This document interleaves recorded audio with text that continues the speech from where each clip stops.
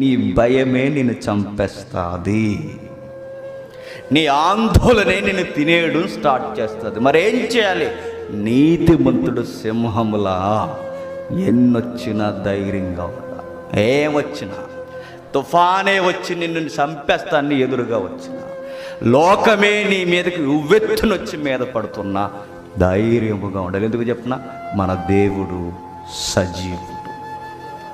ఏలియాని point out చేయడం కాదు, కానీ ఏలియాలోనే భయం వచ్చిందంటే, సవాలుకు మారుపేరైన వాడు ఇలా కంగారెత్తిపోయాడంటే సామాన్యులం మనం.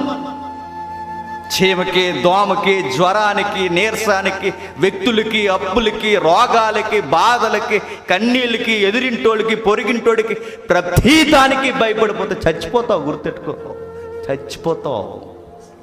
ప్రతి విషయానికి భయపడితే చావును కోరుకుంటావు, 100 ఏళ్ల జీవితాన్ని.